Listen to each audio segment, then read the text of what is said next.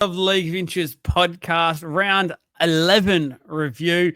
The night basically before all the Origin stuff is confirmed. Look, heads up. Apparently there is an announcement tonight for the New South Wales team. We won't know. Obviously, we'll be live on air. So if that does come through, we'll see it at some point, I'm sure. But anything we do talk about in terms of an Origin point of view, players playing things like just from our point of view, any rumors and that we've heard, and just our perspective on things. We don't know anything at the moment. Nothing's been announced. So by the time most of you are listening to this, you'll know more about the lineups than we have post this debrief or review into the round that was. Plenty to talk about.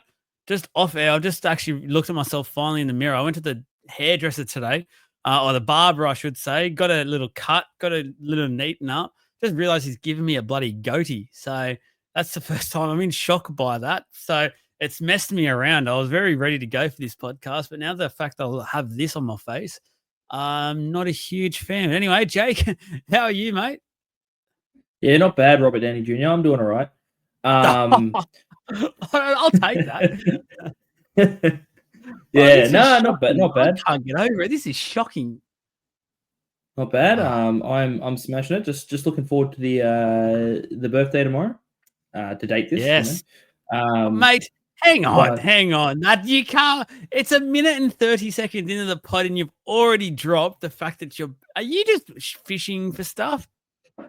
Yeah, I'm just fishing for some fishing for likes, Fishing for a bit of birthday love tomorrow. Wow, I've seen it all.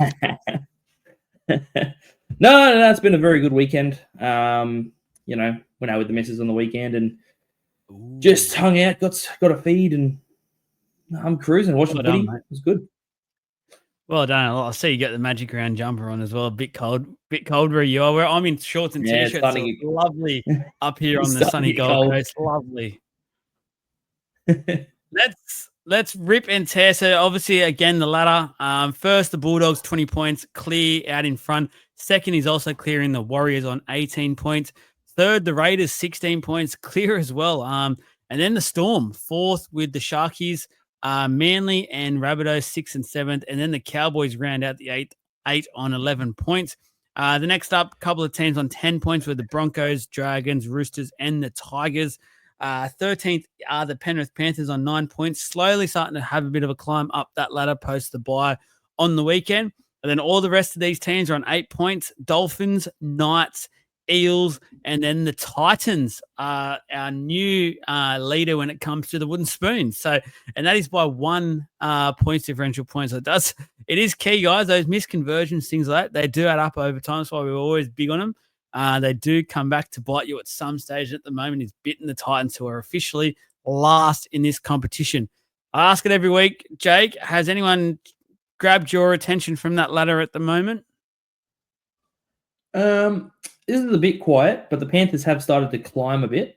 They've quietly started to move their way up the ladder. Not surprising, but just something that I've sort of noticed. And I think the Dragons are sitting higher than I kind of expected them to be. And I kind of, every time I think about it, it feels like they lose those narrow games. But, they're sitting almost in the 8. So, doing better than I kind of thought they were in my head. The Blues team has just been announced, everyone, by the way, as well. So we have literally just jumped on air.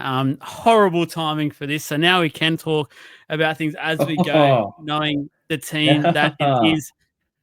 Looking at there's a couple of little shots in there. Somebody owes me $20. Who owes somebody owes me?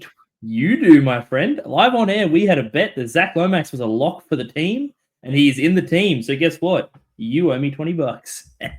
No worries, mate.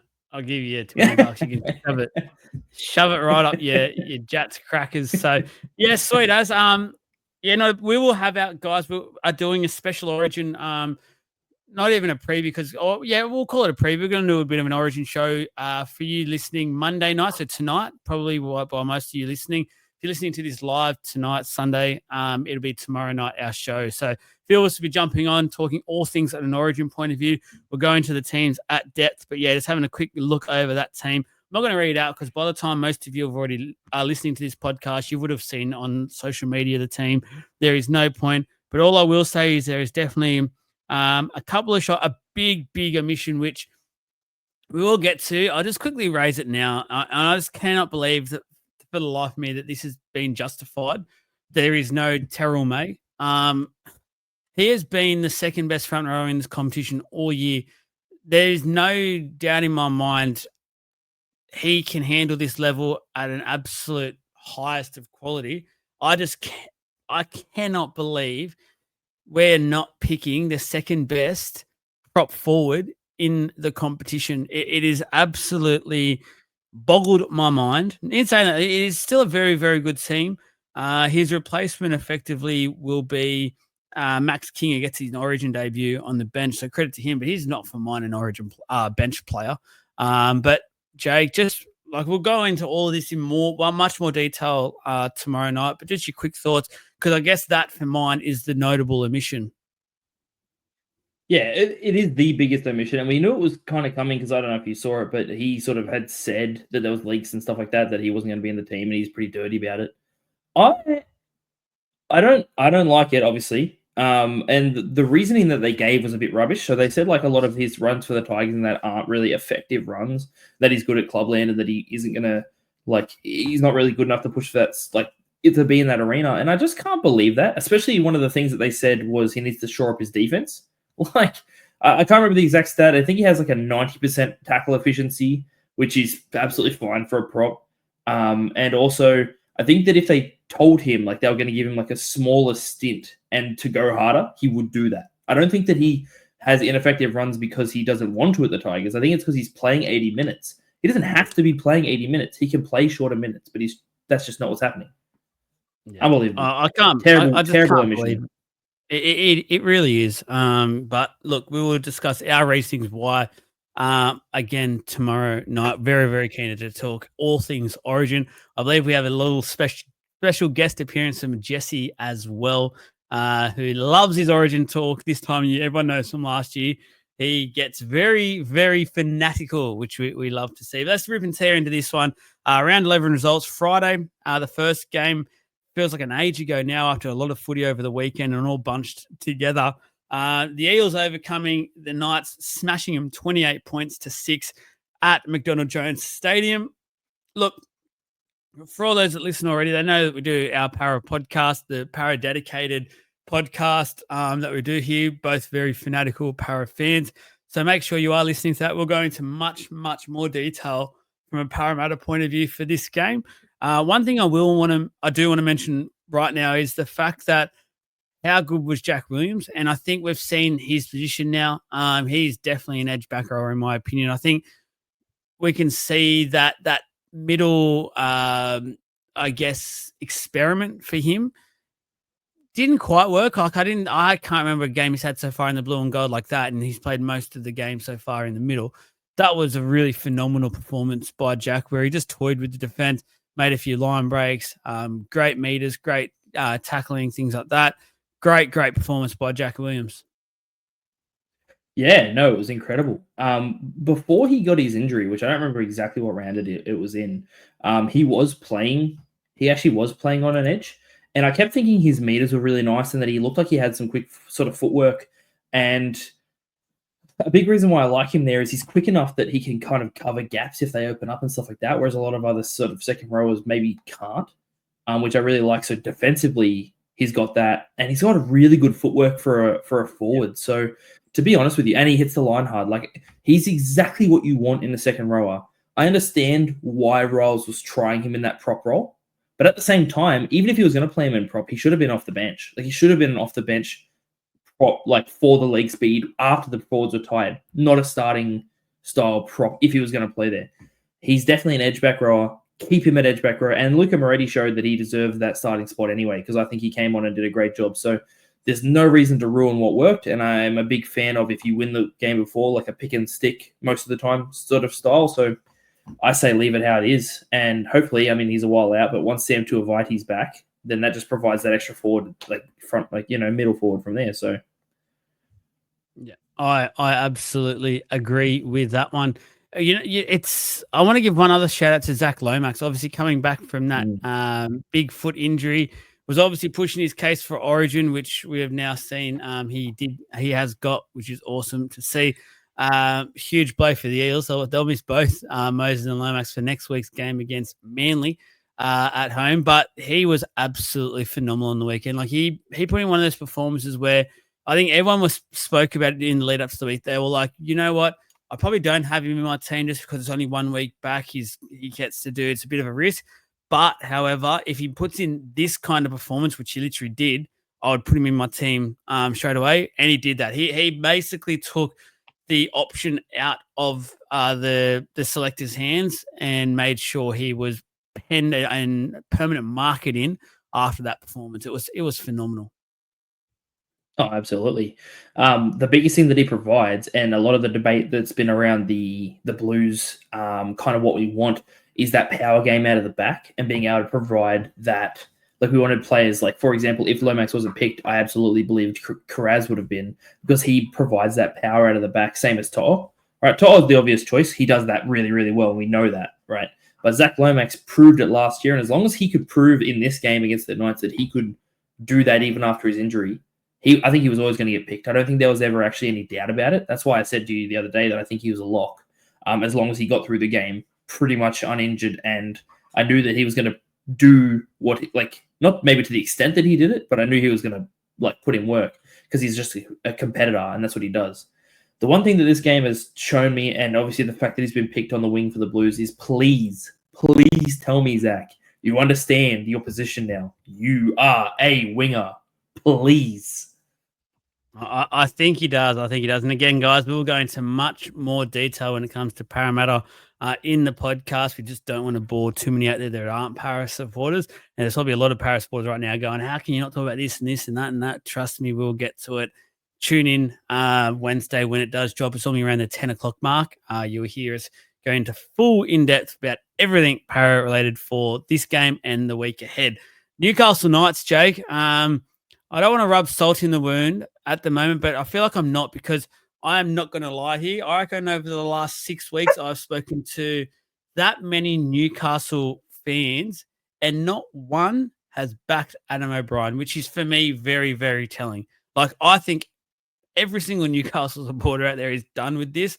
They are over it. They just want to move on. They just want to hurry up and get this done. It's just simply not working. The Knights were putrid. Let's not lie here. They were absolutely putrid on the weekend, and they let Parramatta side, who has failed to pretty much start any game well so far this year, get on the front foot almost from the get-go, which as fans we know just has not happened. And that's probably more of a sign of the team that they're versing in the Newcastle Knights just being like, they were so bad. And I'm getting to the point now, I'm actually starting to feel sorry for the fans, because it is very clear that there's only reason Adam O'Brien is in this job at the moment is because of this whole $2 million pay packet.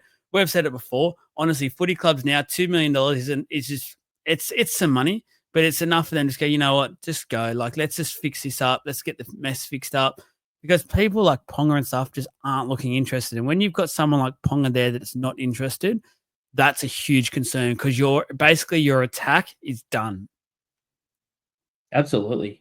I think the biggest thing with the Knights, and what I saw again on the weekend, was they're playing the same game every week. They have tried at times in other games where they'll try to go wide and play a little bit creative and that off the cuff sort of style football, very rarely. And when they do, it just hasn't come off. So I think they've resorted to that, just play it safe. Like, why is Kalen Ponga their kicker in midfield? You've got 72 halfbacks on your roster. Like, I don't understand why none of them can kick in the middle of the field. Yeah. What the biggest thing that I'm seeing from them is, and it happens every game at the moment, is they are playing for field position really well, but for the entire game, no matter whether they're winning, losing, where it's at in the game, they're just playing the exact same, but it isn't working. So they need to refresh. They need to try something really quickly. Adam O'Brien needs to try something really quickly, or his job is gone for sure. I don't see it getting any better for them until he goes, to be honest with you. But it feels like every game at the moment is just like a really slow, drizzly, like, we know they're going to lose. It's just how long does it take until it's like out of contention in the week. And that's honestly what we saw again last night. It's just the other night. Yeah, it's just horrendous at the moment. Like, sorry to say, they're not a first grade team, and the only victory they have had in the last 6 or 7 weeks or so has been basically against a third string South Sydney team, which is nothing to write home about at all. If anything, it just makes it even more alarming just where this club is now at. So there is plenty to write home about for the Knights, what to do, where to go, but nothing will change while Adam O'Brien is there, because there's some people out there going, "Oh, well, it's not just the coach; it's the playing group." That might be right, but what is very clear and evident to see is that the playing group is not buying in at the moment, and that's to do with Adam O'Brien, his coaching philosophies, his structures, his game plans. No one there is buying into that. Like, it's just very, very clear. So the easiest fix, unfortunately, is just to go to Adam O'Brien. Do it now. Why wait? Just get it done. Not waste the rest of the year for the point of it. Get it done. See you later. Move on. That's for mine is the best thing to do here. The biggest concern for mine, especially from if you were a Newcastle Knights supporter kind of side of things, is they need to get someone that Kalen Ponga has confidence in, and they need to get someone that Kalen Ponga has confidence in as soon as possible. This signing of Dylan Brown is not going to be enough, in my opinion. They're going to need to get somebody who basically, sorry. I was going to say, can we mention that quickly, just because the elephant in the room is this whole Jackson Hastings thing. It's very, very clear that he should be in this team right now. They are crying out for a game manager, and whatever people think about Hastings, and he's obviously very much a figure that puts a lot of people offside. Fair enough. He's an interesting character.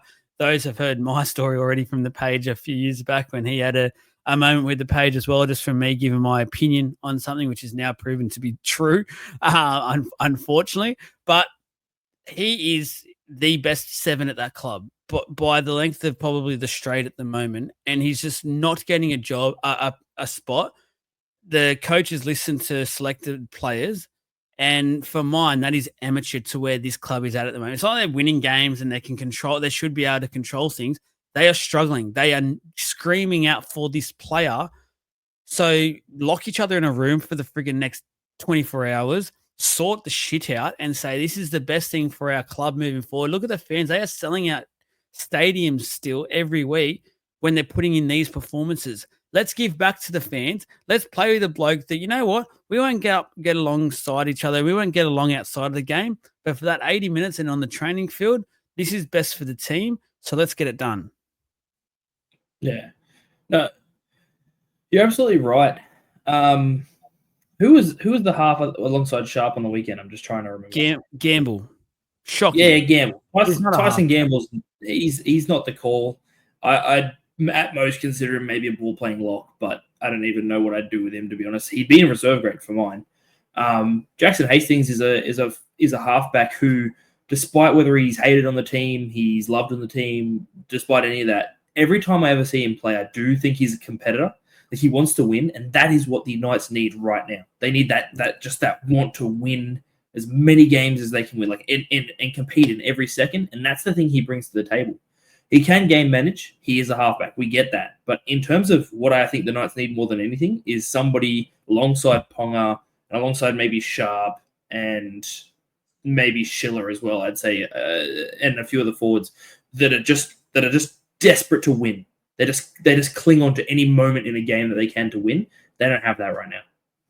Yeah. Last thing before we move on, just on Kalen Ponga, he needs to thank his lucky stars. His name is Kalen Ponga, because any other name that he had, he would not be anywhere near the Queensland #1 jersey this year. And obviously that's announced tomorrow, that team. He'll be the #1 because obviously there's no one else really to select. But off form, he should not be anywhere near that jersey, if we're being honest here, because he hasn't done nothing for a good almost 2 months worth of football. This one's tough in my opinion, because I don't think there's much he can do with the team the way they are performing. I don't think there's anything for him to work off. And I understand that there's players, and he's shown to be one of them, that are magicians, right? They can just make something out of absolutely nothing.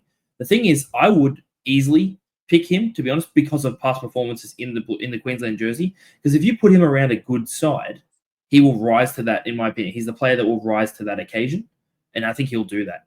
But on form, you're absolutely right. Like if it was his like first year, for example, like if he hadn't been picked for the Origin or anything like that before, and he was eligible, obviously, you're not picking him. But I don't know. There's players like that. Like even I know we're not going to talk about it, but Dylan Edwards got picked in for fullback, and he hasn't been in the best form. He's not been better form than Teddy, for example. But I'd pick him because you know that when it comes to those big games and with those players around him, he will rise to it. So I don't know if I agree with you necessarily on that one. It's all right. I'll take you out next time I see you. All good. Next up, the Doggies against the Roosters.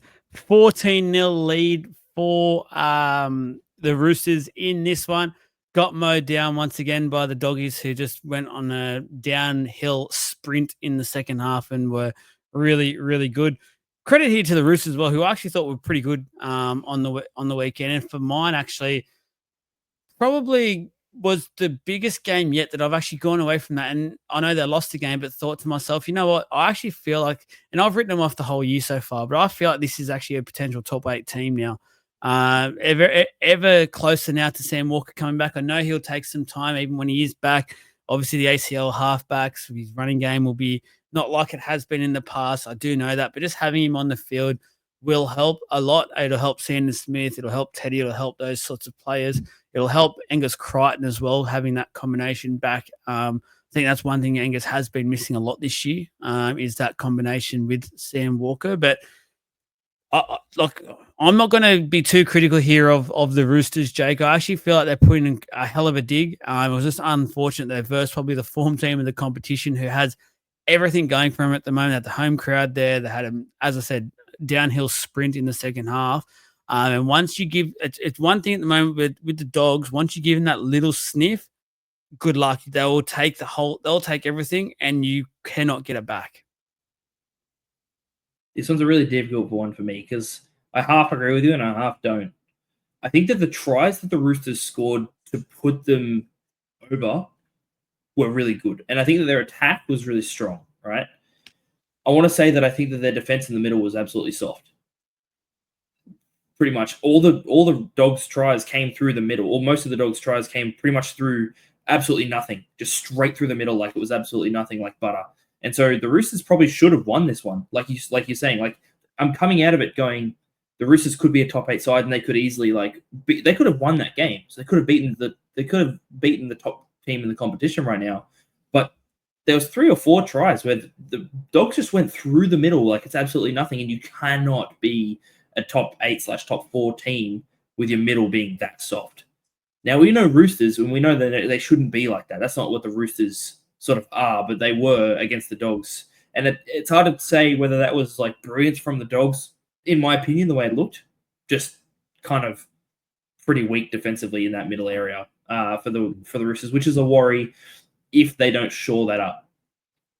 I feel like there's a player that sums up that performance from the Roosters, and it's Mark Nwanganitawasi, who phenomenal try, potentially one of the individual tries of the year, if not one of the individual tries I've ever seen, if I'm being honest with you. Incredible. I'm trying to, hop, kick, go in the backyard and try it, guys. It is a lot harder than it looks, and especially when there's someone there pressuring you, you're on the sideline. Like, there's so many things should have gone wrong in that, and to score that try is ridiculous.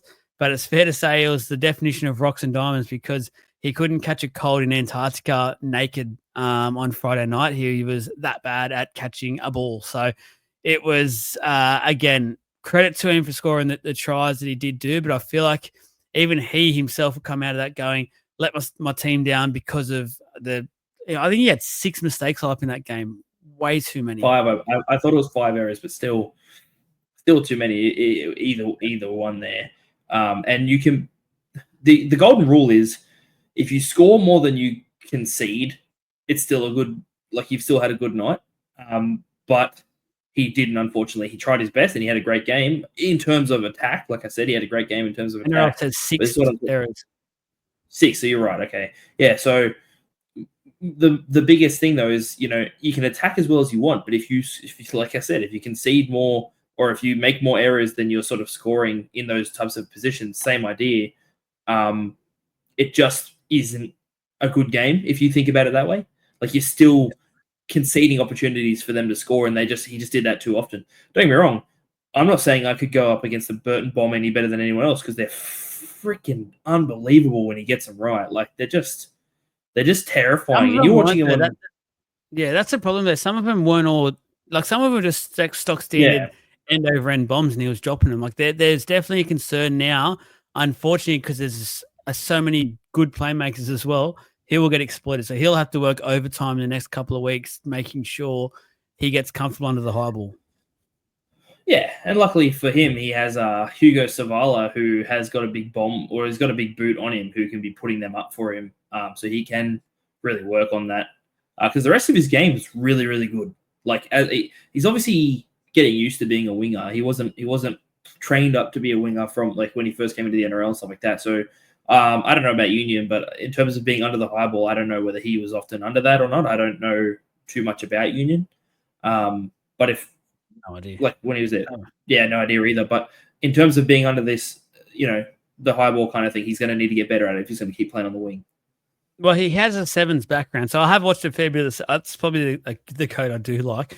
And watching him when he was there, he didn't actually have to do much catching. So in terms of the high ball, things like that, a lot of it's open play, pass to each other, straight down the sideline. Like his speed and fitness is there. That's obviously come over to him from the sevens background, but he needs to obviously work a bit harder when it comes to that. So the Bulldogs, though, another one that they've chalked up, came back, great effort once again.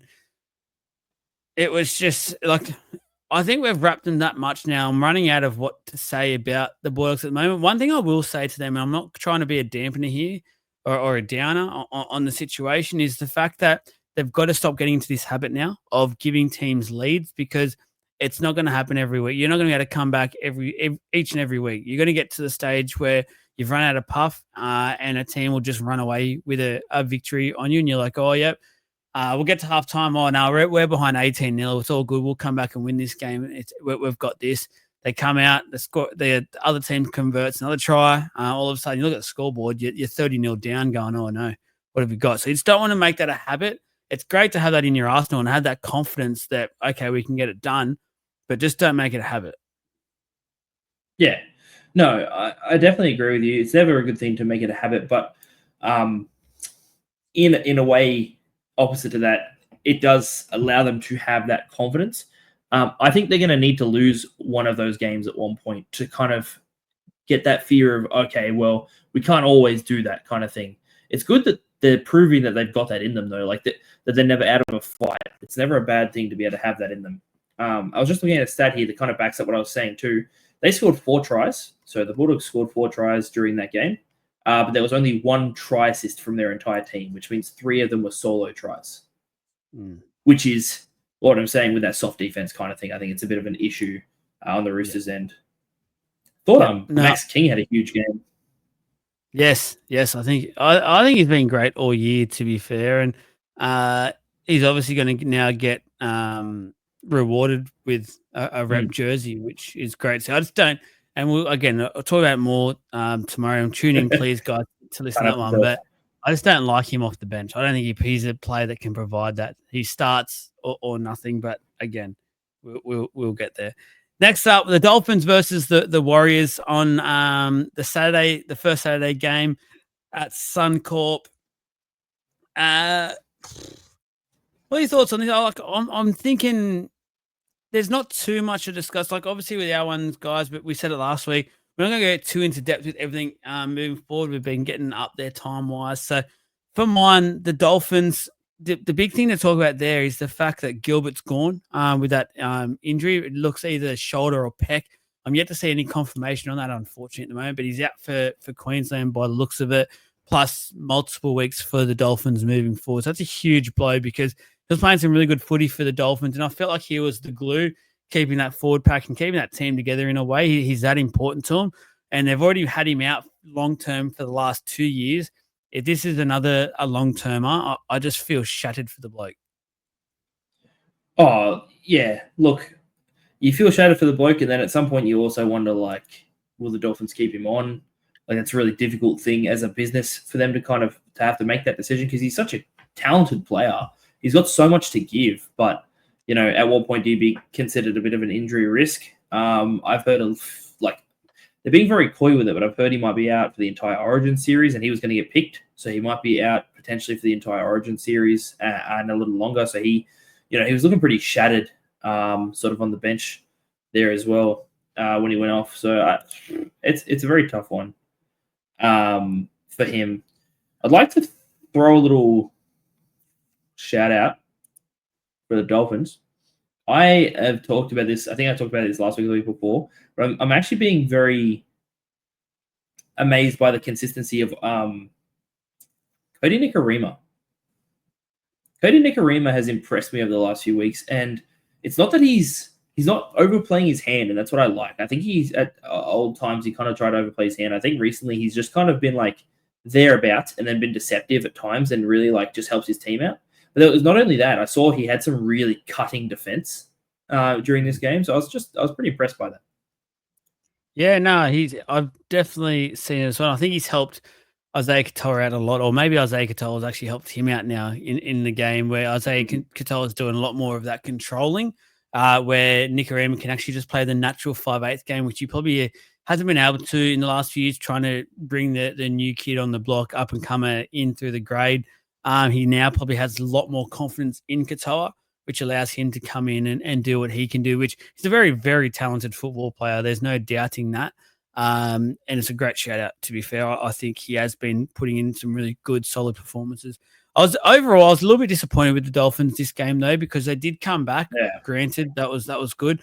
But for the other, 70 odd minutes in that game, like they just did not seem to be able to. I know the Warriors weren't putting on like a 30-0 scoreline, but they just looked, from mine, the Warriors were always 2 or 3 steps ahead of the Dolphins in this game, and they just couldn't get to them. And it was like, felt like the Warriors were toying with him in a way. Like they knew that they could probably put him away if they needed to. They didn't. Like, it's a hard one to explain. It just felt like, for mine, the Warriors were always in control of this game. Yeah, no, I do as well. Like, it is a bit of a concern, I'd say, that the Warriors couldn't put them away like 100%. Couldn't really like take control in the sense of like making sure that they definitely had the win. But at the same time, they keep scraping out these wins. This coming week, they've got Canberra, which is going to be a really, really interesting one because they're both teams that are kind of doing that at the moment. So really could. I think it's going to be game of the round next week, to be honest with you. And yeah, the only other thing I'll say is I thought that Roger Tuivasa-Sheck was great back from injury. Huge amount of meters off carries off the back and stuff like that. He actually had more runs than Chance at fullback.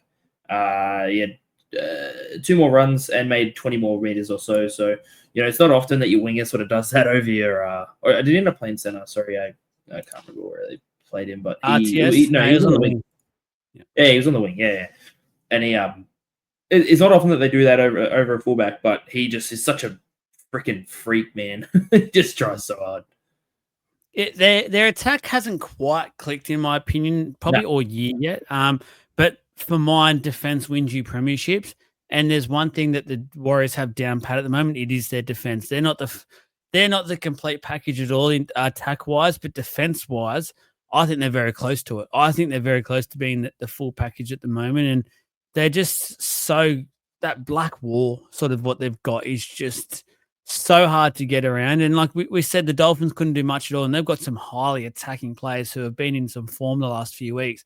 And the fact that they weren't able to do anything until late when Fisher Harris did get sin bin just is a huge kudos to basically the defensive wall at the Warriors at the moment. And they'll continue to win games and be a top 4 team while they've got that defense, which is similar to what they had 2 years ago as well.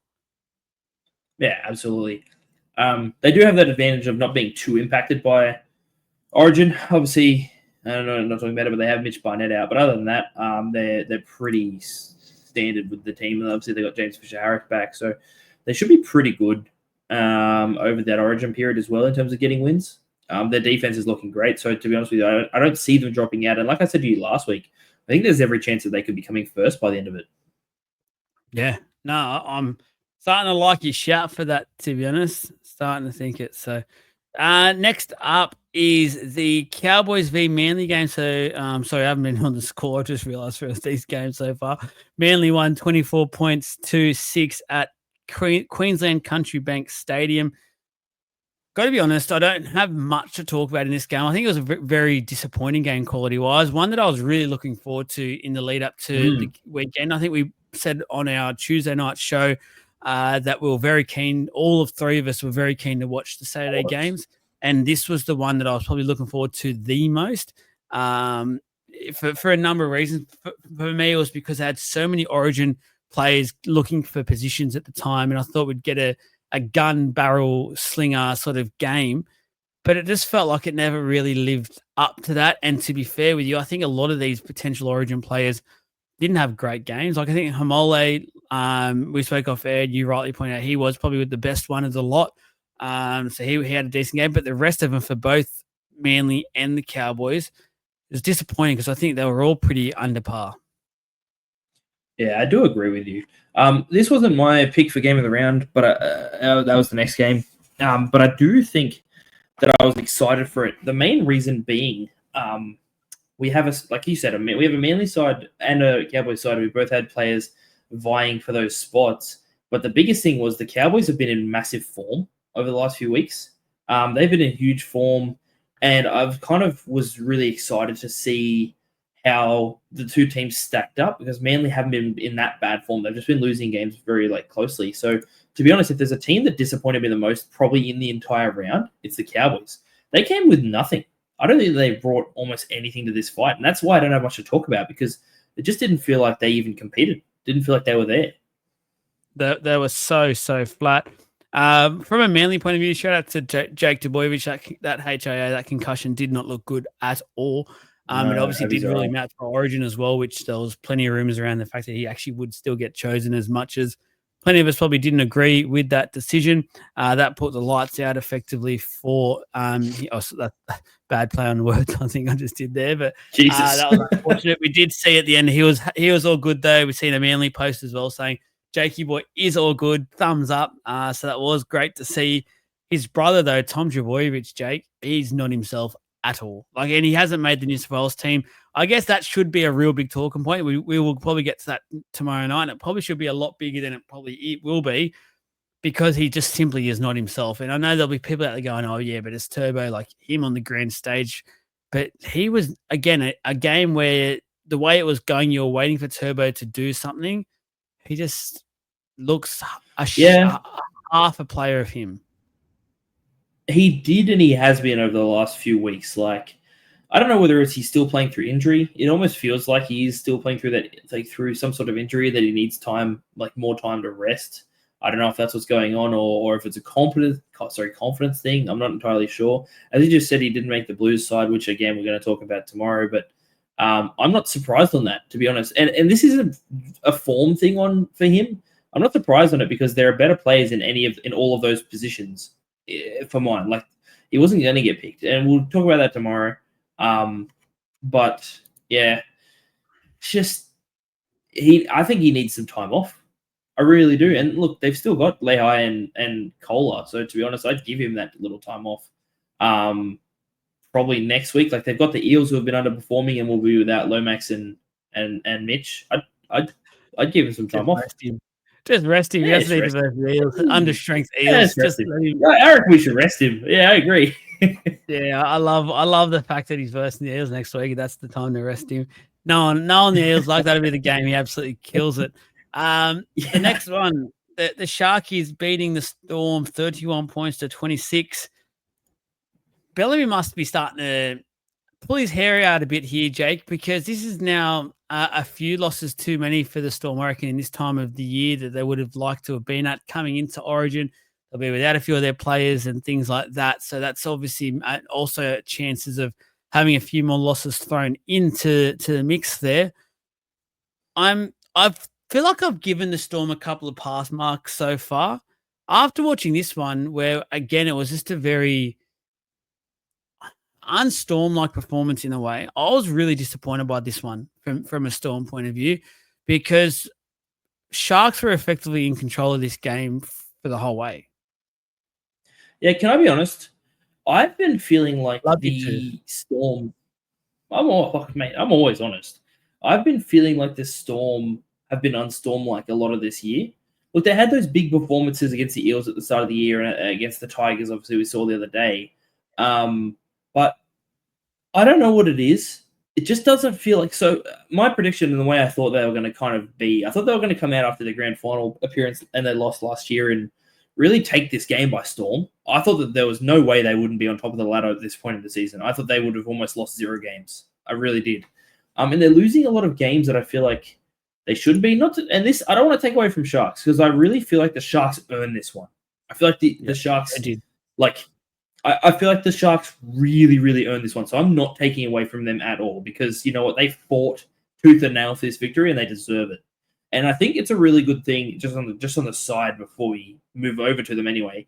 I think it's a really good thing that Nico has his head away from Origin and isn't thinking about it at all because I thought his performance was really good. But going back to the Storm, I talked about this before. This sounds really dumb, I'm sure it does, but I think that at times Munster can be, and he didn't have a bad game. He had a really good game. But I think his presence can be chaotic for the Storm. And we've talked about this with Trav before. He doesn't agree with me, but I don't know what it is. I actually also think if there's one person that overplayed their hand during this game, at least in the last 15 minutes or so, Harry Grant. I thought he really tried too hard to win the game on his own. And that is not your job when you're a hooker. Except unless your name's Appy Coruscant and you play for the Tigers, that is not your job. You play for the Melbourne Storm, who can win games without you needing to be the main guy. So, I don't know. It's funny, the point I was going to make, you sort of almost pushed me into it and made it relevant because what I was going to say to you is that this year so far, I feel like anytime I've got to see them with all 4 spine members in play have been some of their worst performances. And whenever they've had at least one member of that spine out have been their better performances, which is, I don't know, maybe that's just had a bit of time to all click. They're all very big players, obviously, in the game in general, not just the Melbourne Storm.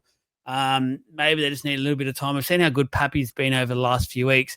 Felt like I didn't go to him anywhere near as much on the weekend. And granted, that's probably credit to the Sharks' defense as well. They were very, very good. And I don't want to take anything away from that.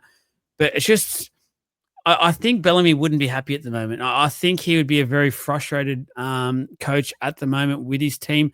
No, there's no a huge alarm bells ringing at all. But I think from a Storm point of view, where many of us had him as probably the minor premiers, many of them, like you said, Jake, had probably had him undefeated up until this point, or at least maybe one slip up throughout there, not 3 or 4 slip ups. I think that's too many from the Storm at this point of view, especially coming into Origin now. That is the concern that I think Bellamy will have because there is a real possibility that after this whole Origin period's over by round 18, I think it is, they could be outside the top 4. I could see a few little sneaky losses popping up for them over the next couple of weeks, depending on players coming back, injuries, things like that.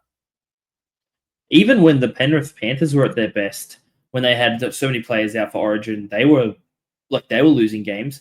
We'll have, it hasn't been announced or anything, but we'll have, Harry Grant should probably, I'd imagine he'll make the side. Cameron Munster will make the side. Xavier Coates, Coates will make the side. Liero probably had a push because there's Liero out now. Liero will be out. So basically, there's a few players in the main. Yeah, there's a few players, especially the Munster and Grant ones that I'm sort of talking about there.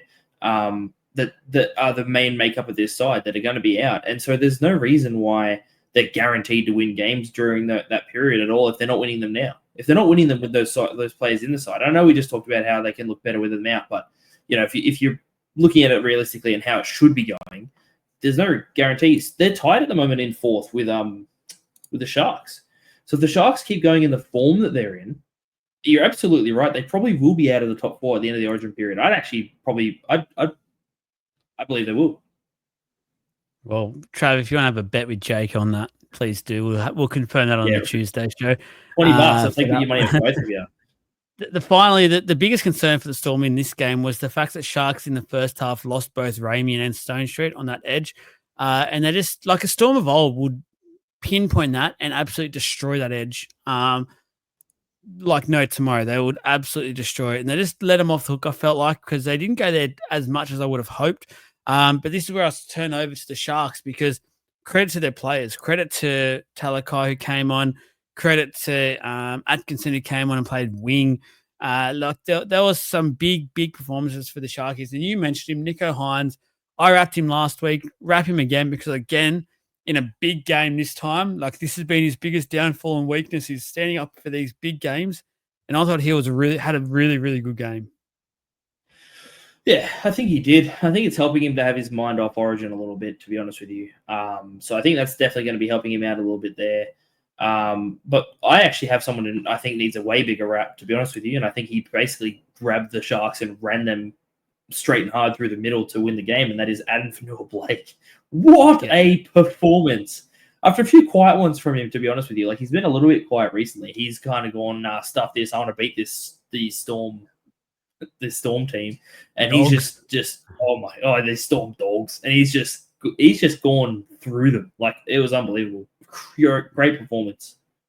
Yeah, I agree with you. He was my next up to give a quick wrap to, and his performance is right up there. One of the props of the round as well, and that's saying something because there's been a few standouts. That the Sharkies to be that top 4 premiership contender need AFB to be that version of AFB very consistently to get them to where they need to be, because then, as you could see, players like Hines can play off that, and it just makes them such a better team overall.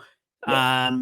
But yeah, it was a fantastic win by the Sharkies. Well done to them. And I think a bit of head scratching going on at the moment for Craig Bellamy. First of the Sunday games, fresh in our minds at the moment, thankfully, obviously being today's games. The Dragons beating the Broncos 30 points to 26 to further, I guess, elevate the noise that's coming out of the Broncos team and club at the moment, which has not been great. Plenty of pressure on the fact that Madge's style isn't quite working there, reportedly. A number of players unhappy. The club's a bit all over the shop. Martin Tapau got sacked for liking something about basically Madge's coaching style. Then you had the shocking turn of events of Ezra Mann being back today, playing, credit to him, a good game. As much as it hurts me to say that, and I'm not going to hide from that, I still think it's pretty embarrassing and disgusting for him to be back in this game already. But from the Broncos, and yet we'll wrap the Dragons shortly. There's a player there I want to really wrap because he's arguably one of the players of the round. The Broncos, mate, it was, if there was ever a time to come out and show that you supported your coach, it was literally come out. And let's not shy away from the fact that Dragons haven't been that great this year so far. Like there should be a team that the Broncos, with their top 4 mentality and hopes, should be able to beat and probably do a bit of a number on a Sunday Arvo at Suncorp. They just didn't. And it just, for mine, shows me that there is some stuff going on there. Like there has to be. Yeah, there definitely has to be. And I'm trying to figure out kind of where it went wrong. Like this is a difficult one for me because it definitely didn't happen. Like the halves weren't the issue. Ezra Mam came back in, and as much as, like you said, I hate to say it because I still don't think he should be in the game. I'm not going to deny that he had an incredible game. He had 2 line breaks, 2 line break assists, and 3 try assists, which is just a huge game for anyone. And then you have Adam Reynolds with 2 line break assists and a try assist of his own as well there. So, not to mention, I believe that Ezra Mam scored a few, didn't he? Hold on. He scored 1, didn't he? Yeah, so he scored 1 as well. So you're not going to blame the halves. If I'm looking at purely statistical from this, it looks like the bench did not perform. Corey Pakes came on. He played 25. He played 21 minutes, and I know he's a hooker, but he had 1 run for 10 meters, and I don't think he did much else, to be honest. Just passed. Brendan Piakura came on. He played 49 minutes, and I think a big issue here I'm seeing is he had a 76% tackle efficiency. The edges were pretty poor. Yeah, which is really poor. So I think, and he had 5 runs for 40 meters. So to be honest with you, if I had to break down a place where I think it broke down for the Broncos is like their bench players didn't come on and bring anything, considering how well their sort of starting team was going. But yeah, it's a really difficult one because they are, like we've talked about, like they're such a strong side on paper and stuff like that, but they're just not, I don't know, they're just not showing it. And as much as I didn't think they'd be calling for it when he went injured, considering how bad he's been playing, they're screaming for Reece Walsh to come back. Yeah, they are, because they need him back. They need Reece Walsh back, especially because he plays well with Cobbo, and we know that is like a pretty established sort of duo. And the way that Ezra came back and sort of dominated, and then Selwyn Cobbo, like I've said before, gets to go out onto the wing back, and they create more strikeout there again. So they are screaming for that. Yeah, it's so interesting because, like you said, there's not much to pinpoint, but I do think the edge forwards are pretty poor today and got exploited a fair bit. For the Dragons' point of view, I said there's someone to pinpoint and talk about. I feel like one of the players of the round, and that was Clint Gutherson, the King. He put on a show today, was absolutely sensational. Tore the Broncos a new one. It was everywhere. Copped a couple of hits as well, which I thought was going to be the end of him. I thought that was him done for the game, and copped a couple of beauties, but got up, played tough, personified what the Dragons had to do. And you could hear it in Flanagan's pre-game interview that this game was something that they've really pinpointed was a must win. They wanted to go into the bye, effectively a 4-point game because you get 2 points, and they had such an emphasis on it. And the captain, Gutho, led the way. To be fair, I think his other captain, Cook, had his best game in the Dragons colours as well, which helped. So both captains stepped up. But for mine, Gutho was just that level above. Oh, yeah. Look, for the last few weeks, I've been very concerned because, especially when I saw him in Magic Round, it did look like he was carrying an injury. He didn't look like he was sort of playing at his 100%, and he hasn't looked like it for the last few weeks. I thought they finally went back to using him in the attack a little bit as well, which I thought is what they've been missing. And I don't know why they went away from it. It was working so well at the start of the season, and they really chose to go away from it for some reason, which I never sort of figured out. But yeah, he looked incredible. Who else? Who you said? You said someone else. Oh, Damien Cook. Yeah, he had a very, very good game, and his not replacement, but like Jacob Little. I thought if you are going to pinpoint somebody who come on and brought just a massive amount of impact, Jacob Little, that try he scored was pretty good. Nice screecher down the wing there, but yeah, I don't know. I think Gutho, I hope he can keep this form up because I love seeing him when he's performing at his best. I really do. Yeah, I do as well. Look, we've gone all podcasts so far, not mentioning the referees and the officiating. I just want to do one shout out, and it's not in a good way here, guys. Jared Sutton, how is he in the game still? Because he has gone that far downhill as an official. He's lost the plot. He dead set has rocks in his head. He's the definition of rocks in your head because some of the calls he made today were absolutely disgraceful. I don't even know how a ref of his quality and stature in the game can come up with some of the calls he was making. And to go back a few days with the women's Origin game as well, like he was the one in the video ref for that. He was in the bunker. And again, to try and justify that first Queensland try that he didn't call a try when it clearly was a grounding of the ball, absolutely stupid and ridiculous. And again, he'll get promoted. And this is the way I say it, a promotion next week. He'll be in the bunker at some point. Start holding these guys accountable because that today was just like if you were doing the old rugby league week ratings and he was he was dead set getting a 1 from me. Yeah, shocking. There has to be, like you said, there has to be some accountability, but there has to be some people like coming up, like the referee reserve grade and stuff. There has to be other referees in the game that you can give a crack because they can't be doing much worse than him. And same with Klein. I mean, I don't remember which ones Klein refed this weekend, but I'm not a big fan of his either. I think he's an absolutely terrible ref. But yeah, there's got to be other. We don't want to get too deep into this, but there has to be some other ones up and coming that can jump in. Surely, please do us all a favor and just have him off for a week or so at least, and just see how things go because he's gone that far downhill. It's not funny. Next up, the Raiders 40 defeating the Titans 24. I thought this was a bit of a different game, a bit weird game, Jake, to be honest, because it looked like the Raiders were in cruise control for a lot of this game. I don't want to be too disrespectful to the Titans, but it just felt like it was a game where the Raiders knew they'd win this. They wanted to get it done. They were sort of wanting to put a little bit of a statement on, but in a way also wanted to try and maybe withhold themselves after a big month of football, basically. They did enough to get the job done. I don't think it was one of their best performances of the last month or two of football, but the fact they got it done, they scored 40 points. They'll take that and they'll move on. I'm more than happy to be disrespectful to the Titans. That was absolutely rubbish, to be honest with you. Like, no, I mean, and it has been from them recently. Like, what have they done? I'm just gonna see if I can find their draw and just look at their games for a second, because I don't know what the Titans bring. Yeah, they got the Knights last week, okay, but we just talked about how absolutely just rubbish the Knights have been. So I'm not even going to consider that much. Like, I don't consider it much for the Eels win either. Oh, that wasn't last week. This was ages ago. So, oh no, yeah, they did get the win, but it was only by 4 points. So even with how badly the Knights are playing, they only got them flogged by the Bulldogs, flogged by the Cowboys, flogged by the Raiders, flogged by the Dragons, flogged by the Dolphins.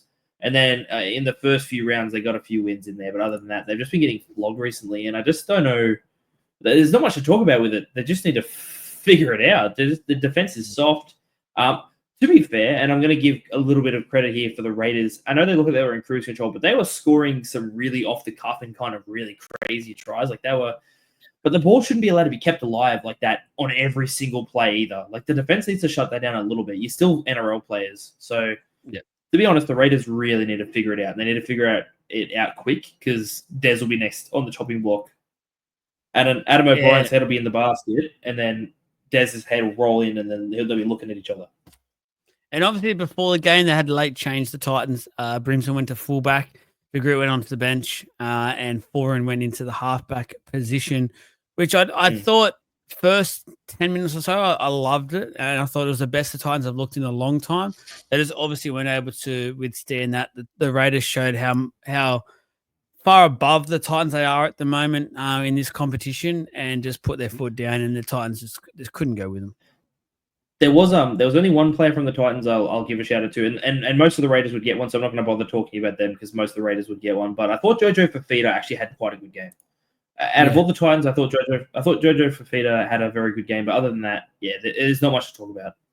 Yeah. Last game of the round, Campbelltown Sports Stadium seen the Rabbitohs 22 beating the Tigers 12. Just not the best quality game. Obviously, there was some weather, things like that, but a few shout outs to some individuals more so, like Keon Kloamatangi. I know, Jake, you're the stats man, so you'll probably have his numbers raring to go. He's probably someone you want to talk about.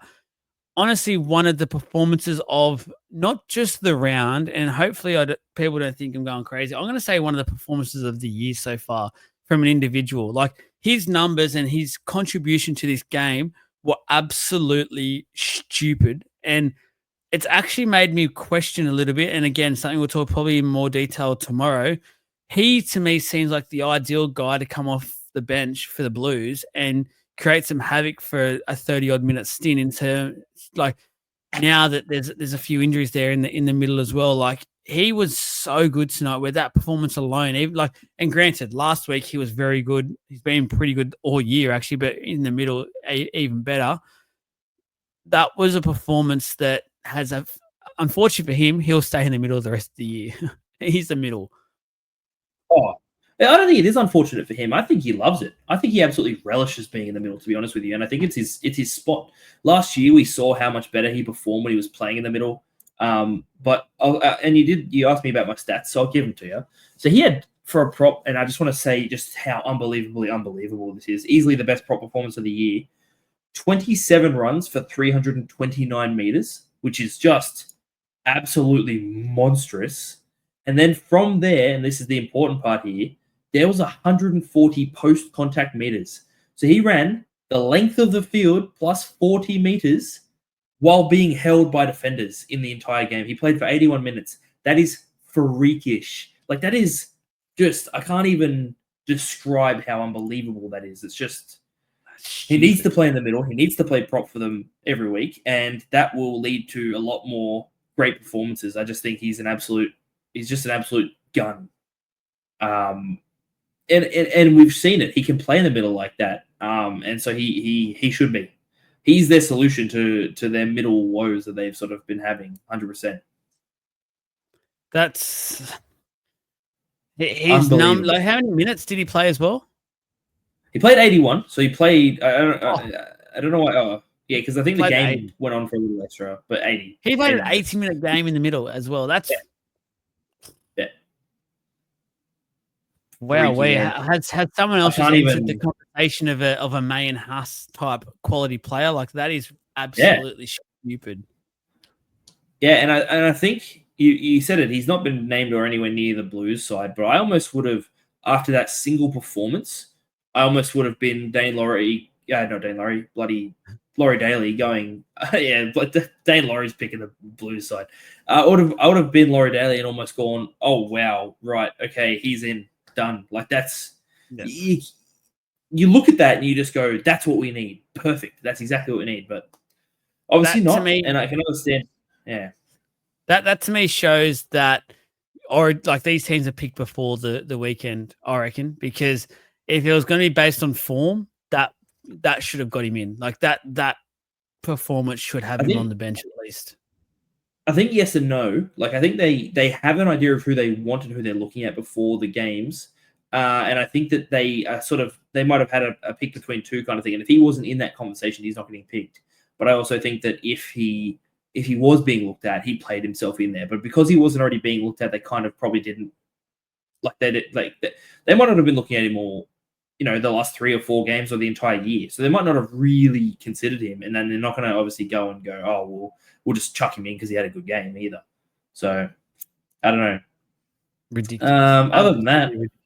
I think Latrell yeah, was other than pretty good that, as well for the Bunnies. I was gonna say that. I thought he had a very, very good game. He looked like he was chasing the game as well, which I really liked from Latrell. Mm. Obviously, he's been picked for the Blues, things like that. And I don't think going off tonight's performances, he would have been in or out whether he put a bad game in. So it was actually good to see he didn't save himself. He actually went in all in for this one. It looked like he genuinely wanted the 2 points for the Bunnies as well. Knew this was a crucial game for them. And that was the Latrell performance where he can hold his head up and the Bunnies can go. Like there was question marks a few weeks ago. I know I said leaving Jai Gray there was a benefit to the team. But that's the sort of performance where you then go, hang on, no, it's Latrell Mitchell. This is what he can do. He needs to be the fullback. Yeah, no, and I fully agree with you. I think that he had an incredible game. And yeah, he provides something that Jai Gray doesn't. Even though don't get me wrong, Jai Gray's an incredible player and he will be something special and is already something special. Latrell just brings that X factor that you just can't get out of him. Like he just brings that I can do anything when I feel like I just want to put it on. I'll just put it on, and you can't go past having that. You just need to fit, and they did. They fit Jai Gray in somewhere else and made him work. So that's good. But yeah. Do you have any? Oh, yeah. That's all I've got for the. That's all I've really got for the Rabbitohs. Yeah, I've got a few. I've got a few shout outs thrown at the Tigers, but mate, you need to relax. For mine, for the Tigers, first shout is obviously Api Coruscant, who had a really, really strong game in the hooker position. Stepped Latrell a couple of times actually throughout that game. One of them scored a try. His work at dummy half. He almost single-handedly won the game for the Tigers, which was a huge, huge performance. yeah, absolutely. There are 3 players, and I'm not going to talk about the other 2 just yet, but there are 3. So you just said Appy, right? I just didn't catch. Yeah, I thought you did, right? Yeah. So Appy Coruscant, yeah, like you said, he was obviously the only one who scored. I was too busy, yeah, just throwing. But he Appy, like you said, he's the only one that scored in their team. Which, in my opinion, says something. Considering what I'm about to say about like the platform that was sort of laid for them, it says something about the halves and what they contributed to that game. Which, to be honest, I thought was lacking a lot in that one.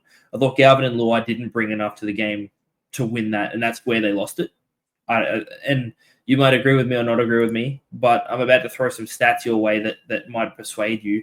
We had Appy, who, like we said, absolutely dominated in hooker. He ran 8 times, but also ran for 171 meters because he made that huge line break, as we know, and then absolutely put the moves on Trell to score. What an incredible step that was. That was fantastic to see. Latrell's ankles. I heard they're still at the stadium. But the biggest one, and the, the biggest one, and this is what I can't believe when we talk about how he was omitted from the Blues, and I'm going to talk about it now. Terrell May, and this is like, I know we just talked about the numbers from Keon. Those were freak numbers that aren't almost touchable by most props. Terrell May still ran 19 times for 199 meters over 80 minutes as well. Like that's not small numbers for a prop. Props shouldn't do that, and he's still doing those meters. Like, I just don't get, and I know we're going to talk about it tomorrow, but it's bubbling in me right now. I cannot believe that someone would say his runs aren't effective. How can you say his runs aren't effective? And question his defense, which he had 63 tackles, 0 missed. In it for a middle forward playing 80 minutes. There's got to be 80 minutes in a minute. Yeah, you're absolutely right. I can't even justify the thought, because he had 80 post-contact meters. So 80 of his meters were post-contact. None of his other props came even anywhere near being near him. Like, he was a standout player on his own, and he has been every week for them. Every single week. There's not been one week where I've gone, oh, Terrell May had a quiet one this week. Like, that every single week he's consistently doing the same thing, which I thought wasn't possible for a prop. He's hitting almost 80 minutes every week. It's just freaky. The fact that he isn't even considered is unbelievable. Not even, 20th, 19th man or whatever is just dumb. It got to the point where it sounded like they went out of their way to make sure he wasn't picked. And kids in the car, it did. Block your ears for the next 3 seconds, because we don't normally do this, but I'm going to do it. I need to just to get it out. It is fucking crazy that he wasn't picked. Like, this is consistent numbers from him as well, and I can't fathom anymore why he's getting the negativity that he's getting at the moment, and why. And it was so clear this week that the media started to drive something that was obviously fed to them by someone in New South Wales to make it look worse than it obviously is from Terrell May, because he has been, as we've said, probably the second behind Haas this year in terms of the form front rows in the competition. And I'm sorry, but in the biggest stage of them all, if you can have two of the fittest and best forwards going hammer and tong pairing like together, everyone else who knows the game had their mouths watering by this matchup that we could have had for the Blues. The fact that we don't have it now, it's just absolutely stupid. Like, and the fact that they've actually talked themselves into this and believe it, in a way, I actually find it sick. It's just, it feels like I'm having flashbacks to the Laurie of old, and he was making some stupid calls in his last stint as Blues coach. And it just makes me feel like this is the start of another one where he's completely blown up. And again, we'll talk about it much more detail tomorrow. But and the Blues side 1 to 17, even 1 to 20 is still solid. Don't get me wrong, but someone like him just deserves that spot, and not to have it is just outrageous. It just defeats them for mine, the whole purpose. And I have to question now: will we ever see Terrell May in better form than he currently is? I don't think we will. So, like, if he can't get a spot now, is this him basically? They've said your spot's done. Like, you're not going to get an Origin berth again. Like, that's, I can't believe it. I can't believe it. I am going to move on because we are going to talk about it tomorrow. So I don't want to get rid of all of our tomorrow's content now. But I want to say this for the Tigers, and this will be my last thing I'll pretty much say on them. I think their forwards, other than who we just mentioned, of course, really, really let them down. Because when you look at it, I think if I was one of the backs in this team who had done what these guys have done, I'd be at training the next day going, what are you guys even here for? Might as well play backs in the forwards and we'd be sweet, because you look at it and you've got Dream Buller, 308 meters, 26 runs. Sunia Taruva, that's incredible. 240, Sunia Taruva, 240 meters, 24 runs. Adam Dewey, 142 meters in 14 runs. So, a few less runs, but still huge meters. Stafford Toa, 118 meters, 13 runs. Charlie Staines, 194 meters, 24 runs. Yeah, and then we had Terrell May, who had 199, and Api Coruscant got 171, but based on his scoots, like, he made 3 line breaks. The only other forward who could probably hold his head up high this game is Alex Twal, who had 11 runs for 102 meters across 52 minutes, which is really pretty good. Other than that, not a single forward there should hold their head up high and say, I really gave the best I could in that game. Yeah. No, I agree. Shout out to Buller again. Like I think he was really, really good, really busy as well. So unfortunately, it didn't happen again for the Tigers, and they're starting to get into a little bit of a funk at the moment, which I do need to get out of. And I'm starting to go back and have little thoughts, and could be something we talk about more on the Tuesday show. But this whole Lockie Galvin stuff again might be poking its head up because there's a little Yeah. more things I've seen during the game the last week or two where little things just been popping up where it's not quite as rosy as they might have made out it to be. But that is it. Great games overall over the weekend. Again, we'll keep pushing it. Tomorrow night is our Origin special for Game 1. We'll talk all things that both Game 1 sides, our thoughts, go into a bit more detail about some of the players that were omitted, some players that are in, give you our thoughts about everything. We'll have a couple of us New South Welshmen in there. We'll have a Queenslander, at least one, being Trav there trying to fight the good fight for those Queenslanders. So make sure you do listen to that. It'll be out wherever you do get your podcast, probably tomorrow night around I'm guessing the 9:30 mark or something by the time we are off it. So I'll put it straight up and I'll make sure it's available straight away for everyone to listen to. Thank you, Jakey boy. We've got a few to do this week, so it's a big week ahead for us. We'll go and save our voices. Get ready for another huge one tomorrow night. You can smell it. The Origins in the air, the Blues and Queensland Game 1. Shout out to the women as well. We did mention it quickly, but we'll do a proper shout out now. Well done to the New South Wales Blues ladies for getting that one done.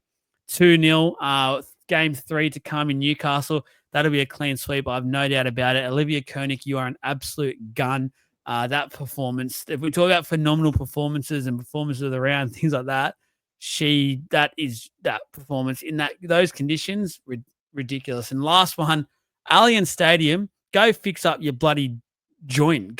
You want to spend 80 odd million at that place and you can't even get the drainage right?